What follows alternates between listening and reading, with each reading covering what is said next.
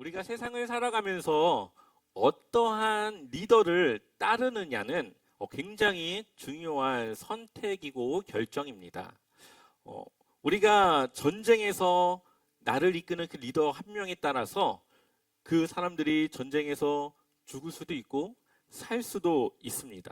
또 학교에서 만나는 그 선생님의 그 리더가 아이들의 인생을 바꾸기도 하고 또 좋지 못하도록 하기도 합니다.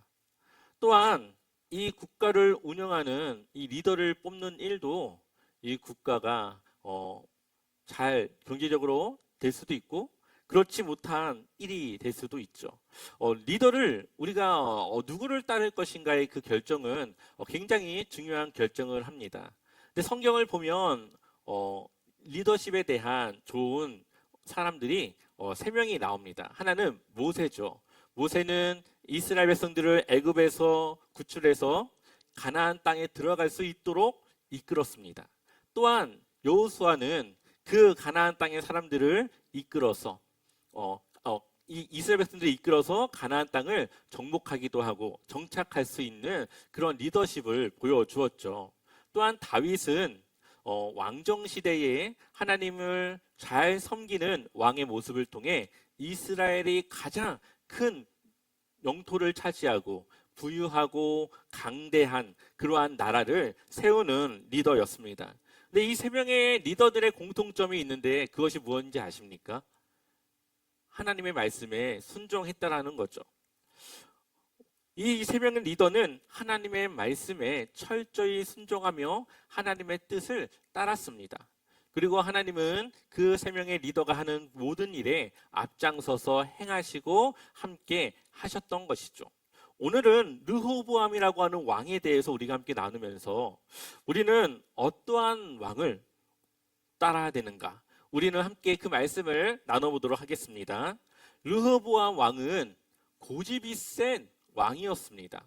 그래서 아버지 솔로몬 때에 이 백성들이 너무 힘들어가지고 그 힘든 노역을 또 세금을 조금 깎아주고 줄여달라고 하는 백성들의 요구에 응하지 않았죠.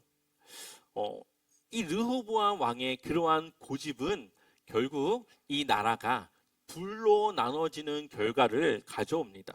열왕기서에서는 이 둘로 나눠지는 이 결과가 솔로몬의 마음이 갈라졌기 때문이라고 말하지만 이 역대기에서는 솔로몬의 잘못도 있지만 르호보암의 고집과 그의 결정에 결국 이 나라가 둘로 나눠졌다라고 말하고 있습니다.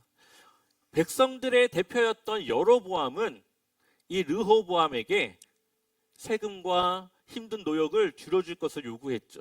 그리고 르호보암은 3일간의 시간을 달라고 하고 결정을 내린 것이 나는 아버지 때보다 너희를 더 힘들게 할 것이다 라고 이야기하면서 그들을 더 힘들게 했습니다.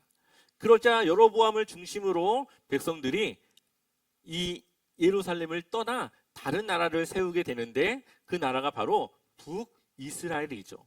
그래서 이 남유다와 북이스라엘이 나눠지게 됩니다.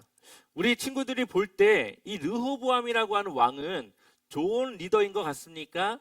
그렇지 않은 것 같습니까? 별로 안 좋은 것 같죠. 고집이 세서 백성들의 요구를 들어주지 않고 또한 이 르호보암은 하나님이 보시기에도 좋은 리더는 아니었습니다. 어떠한 결정에 있어서 하나님께 기도해서 하나님의 뜻을 구하고 하나님의 의도를 하나님의 마음을 구하지 않고 자신들의 주변에 있는 사람들의 말을 듣고 자신이 그 결정을 내리는 그러한 왕이었습니다. 아버지 솔로몬은 하나님께 지혜와 지식을 구하여서 백성들을 잘 이끄는 왕이 될 수 있도록 하나님께 구했지만 그 아들 르호보암은 하나님께 구하지 않고 의지하지 않고 자기 생각과 자기 마음대로 결정하는 그러한 왕이었습니다. 우리는 이러한 르호보암 왕의 모습을 통해 어떠한 결정에 앞서 기도하는 것은 얼마나 중요한 일인가를 우리가 알 수가 있습니다. 그런데 하나님이 이러한 르호보암을 축복하는 일이 생깁니다. 나라가 지금 북이스라엘과 남유다로 나눠져 있죠. 그리고 예루살렘 성은 어디에 있습니까? 남유다에 있습니다. 르호보암은 남유다의 왕이었고 여로보암, 이 민족들의 대표였던 여로보암은 북이스라엘의 대표였습니다. 그런데 이 절기가 되면은 이 사람들이 어디로 가야 됩니까? 예루살렘을 가야 되죠. 북이스라엘 사람들도 6월절이 되거나 아니면 특별한 절기가 되면은 이 예루살렘을 가야 됩니다. 여로보암의 마음이 어떨까요? 불안했습니다. 이 사람들이 남유다로 갔다가 안 돌아오면 어떡하지? 날 버리고 저기에 정착하면 어떡하지? 그래가지고 이 하나님을 대신할 신을 만들어요. 북이스라엘에. 송아리로 만들고 양으로도 만들고 소로도 만들고, 그러고서 그런 모형을 만들고 나서 이제 이것들이 너희의 신이니까 하나님께 절하지 말고 예배하지 말고 이제 이게 하나님이니까 여기에 절하라고 이야기를 합니다. 그런데 많은 사람들이 여로보암의 말을 따랐지만 그 중에서는 상당의 사람들이 하나님을 믿어야 된다라고 하는 믿음을 갖고 있었고, 그들이 어디로 갔을까요? 유다로 갑니다. 유다에는 자신들의 땅도 없고 살 거주지도 없고 먹고 살 그러한 것도 없었지만 이들은 여기에 있다가는 하나님을 섬기지 못하니 일단 유다로 가자 해서 유다로 향한 것이죠. 북이스라엘을 버리고 남유다로 이들이 향합니다. 역대하 11장 16절 우리 한번 같이 읽어보겠습니다. 이스라엘 모든 지파 중에 마음을 굳게 하여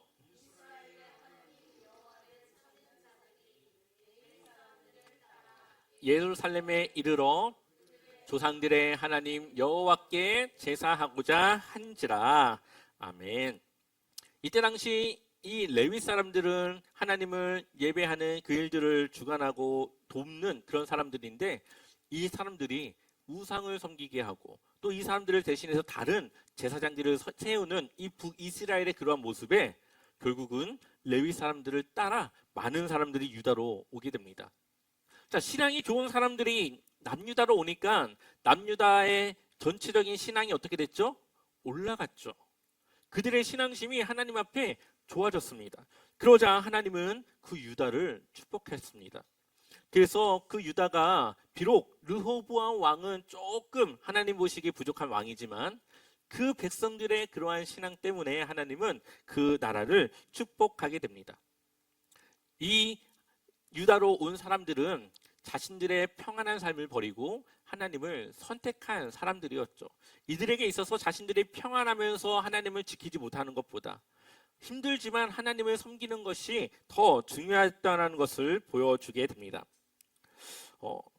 그래서 남유다는 하나님을 믿는 그러한 신앙이 더욱더 좋아지는 그러한 나라가 되게 됩니다.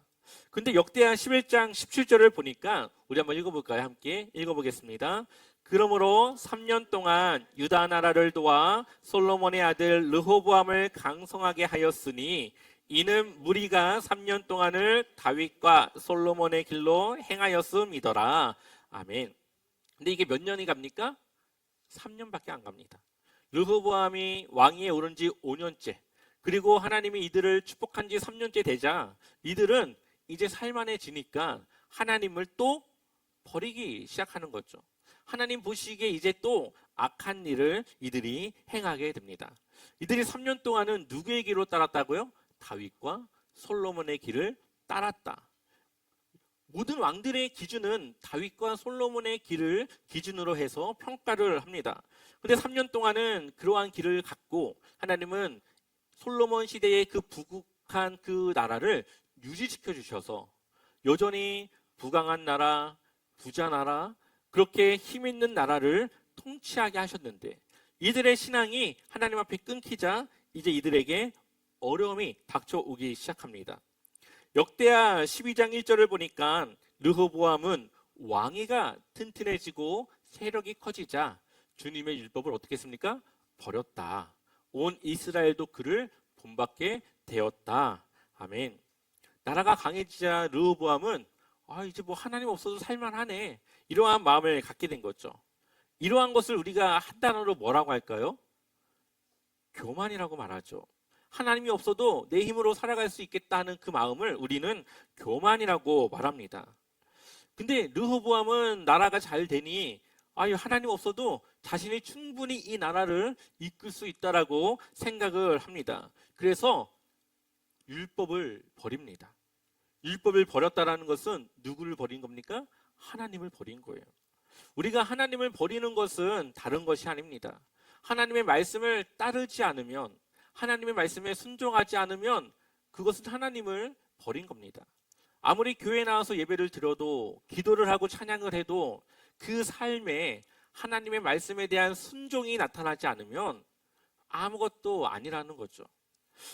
근데 이 르호보암은 하나님을 버렸고, 하나님의 율법은 이제 자신이 지키지 않는 그러한 모습으로 살아가게 됩니다. 우리가 하나님의 백성으로 살아가는 것은 하나님의 말씀을 내가 따라 살아가기 때문에 우리가 하나님의 백성이 되는 겁니다. 그리고 우리는 그 하나님의 뜻을 이 땅 가운데 이루는 그것을 통해 하나님의 나라를 세워가는 것이죠. 그런데 르호보암 왕은 조금 뭔가 잘 되자 금세 하나님을 버렸고, 또다시 자신의 생각과 마음으로, 또 그 고집으로 나라를 이끌기 시작합니다. 그러자 애굽의 왕 시삭이라고 하는 그 왕이 군대를 이끌고 이 유다를 공격해 옵니다. 사실 이 시삭은 북이스라엘을 공격하려고 하는 건데 중간에 누가 있어요? 남유다가 있죠. 그러니까 피해를 남유다가 보게 됩니다. 근데 이 공격을 이 르호보암이 감당할 수 없게 되었고, 이들은 그제서야 자신들이 하나님 앞에 잘못됐다라는 사실을 알게 됩니다. 그리고 르호보암은 그때서야 하나님께 회개하게 되죠. 역대하 12장 7절 말씀 우리 같이 읽어보겠습니다. 주님께서는 이렇게 잘못을 뉘우치는 것을 보시고 다시 스마야에게 말씀을 내리셨다. 이렇게 잘못을 뉘우치니 내가 그들을 멸하지는 않겠으나 그들이 구원을 받기는 해도 아주 가까스로 구원을 받게 하겠다. 내가 내 분노를 시삭을 시켜서 예루살렘에 다 쏟지는 않겠으나. 아멘. 이 스마야라고 하는 이 선지자는 이 북이스라엘의 왕이었던 여로보암이 왕이 될 것이라고 하는 것을 전했던 선지자였습니다. 그리고 이 선지자는 또다시 하나님 앞에 이들이 잘못하고 있다는 것을 지적했고, 이들이 회개하니 다시 하나님의 말씀을 그들에게 전합니다. 그들이 뉘우치니까 하나님이 그들을 멸하지는 않겠다. 구원을 해주겠지만 그 구원은 가까스로, 거의 나라가 망하기 직전에 구원해 주겠다. 하나님이 원래는 그 분노가 이 유다를 없애려고 하는 그 마음을 가지고 있었지만 회개하니 없애지는 않고 약간의 그 살아날 그러한 희망만 두고 심판을 하시겠다라고 이야기를 하죠.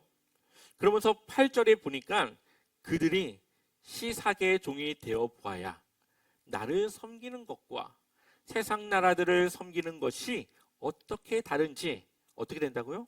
깨닫게 될 것이다. 우리가 하나님을 따라 살아가는 것과 또 세상 속에서 우리가 살아가는 것, 이 두 가지를 우리가 만약에 비교한다면 우리는 하나님을 따라 살아가는 것이 우리의 삶에 더 큰 기쁨과 평안이 있다라는 것을 우리는 알 수가 있습니다. 세상을 섬기는 것과 하나님을 섬기는 것, 그 둘 중에 한 가지의 그 결과를 우리가 고민해 본다면 하나님을 통해 하나님과 함께한 영원한 생명을 얻는 것이 더 우리에게 가치 있는 결과가 될 것입니다. 르호보암은 나라의 어려움이 닥쳐오자 그제서야 하나님이 함께하는 그 나라가 얼마나 귀한 것인지를 깨달았고, 그제서야 그가 회개하고 하나님께 돌아옵니다. 사실 열왕기서에서는 이 르호보암의 회개를 다루지 않습니다. 그러나 역대기에서의 이 초점은 이 성전에 대한 기능과 그 예배에 있기 때문에 이 회개에 대한 것을 이 중점적으로 이것을 다루고 있죠. 그래서 르호보암의 회개는 곧 하나님이 다시 이스라엘의 하나님이 되는 것으로 연결이 되어지죠. 우리가 하나님을 잠깐은 떠날 수 있습니다. 잠깐은 내가 하나님을 의지하지 않고 살아갈 수는 있겠지만 거기서 중요한 것은 그것을 깨달았을 때 돌이켜 회개하는 그러한 모습이 우리에게 있어야 되는 것이죠. 우리는 누구나 죄를 지을 수 있습니다. 우리는 누구나 하나님 앞에 잘못할 수 있습니다. 그러나 누구나 회개하지는 않습니다. 우리가 회개하는 것, 하나님을 다시 의지하는 것, 우리의 교만을 버리고 하나님 앞에 겸비하는 것, 우리를 스스로 겸손하게 낮추는 것, 그것이 필요하다라는 거죠. 솔로몬이 성전 봉헌식을 하면서 기도했을 때, 우리의 백성들이 죄를 지었을 때 스스로 겸비하여 그 낮추면은 그들의 죄를 사해달라고 기도를 합니다. 지금 그 기도가 이루어지고 있는 것이죠. 르호보암이 스스로 겸비하고 그 유다의 모든 방백들이 스스로 겸비하니 하나님은 그들의 잘못을 용서해 주고 있습니다. 누구를 선택하는 것이 지혜로운지 오늘 이 말씀은 우리로 하여금 선택하라고 이야기하고 있습니다. 르호보암을 통해서 자신 스스로 이 세상을 살아가려고 했던 그 르호보암과 하나님과 함께 했던 그 유다의 모습을 통하여 누구를 따를 것인지에 대한 그러한 고민 가운데 우리의 선택이 있다라는 것을 보여주고 있죠. 그리고 하나님은 약속하신 대로 이 땅에 왕을 보내주십니다. 그분은 바로 예수 그리스도이시죠.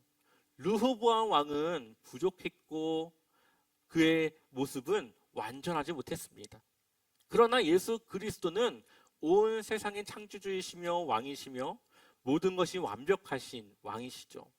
사실 성경에 나오는 다윗도 솔로몬도 흠이 있었습니다.